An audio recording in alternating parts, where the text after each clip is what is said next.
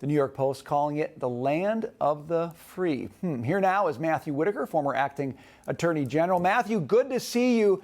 Okay, so you look at this story and you think about the chaos at the border, and you see that chaos migrating up now to these cities that call themselves sanctuary cities, but they can't handle this, Matthew. The infrastructure can't handle this.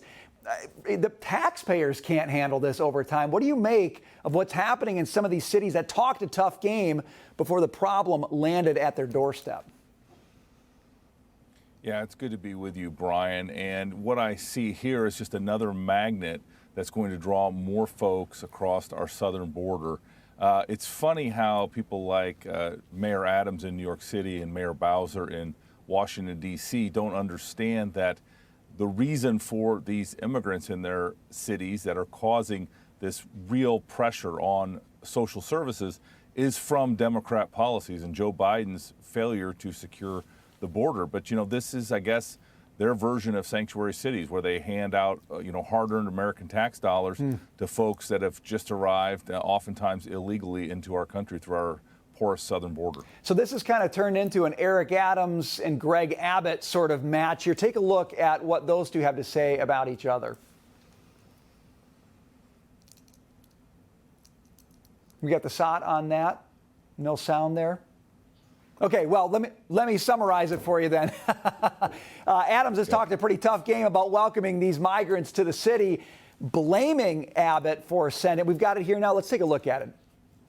What the Texas governor is doing is just so anti-American. Have you spoken directly to the governor? No, I have not. New York City is a self-declared sanctuary city. And so why he's ever complaining for one moment about these people being bussed into a city goes against his own self-declaration of being a sanctuary city. Sanctuary city sounds good in theory, Matthew, but it does not work in practice. I think that's the argument right here, and Adams is backpedaling. Do you see him having to face the reality and change course as this continues? Well, I think he's facing the reality right now. Remember, the thing that's going to come with these additional immigrants that are many times homeless and have no prospects of work is you're going to see crime rising, while New York City is already experiencing violent crime increases, you're going to see even more. And so these sanctuary cities, remember, won't take violent illegal aliens and return them to their home country. They return them to the neighborhoods and the streets. And with the policies that, Mayor Adams knows well are really denigrating the entire city, I just think they're in for a world of hurt. But, as our country was founded on shared sacrifice by all 50 states, and this is another example where it can't just be Texas and Arizona and New Mexico that bear this burden. I want to switch gears just for a second. Former President Trump filing a motion to appoint a special master, a third neutral party like a retired judge or a lawyer not connected to the case, to review the materials seized by the Justice Department from the raid on Mar-a-Lago. What does this mean, Matthew? What is this actually? How does this change the situation? How does this affect how things play out?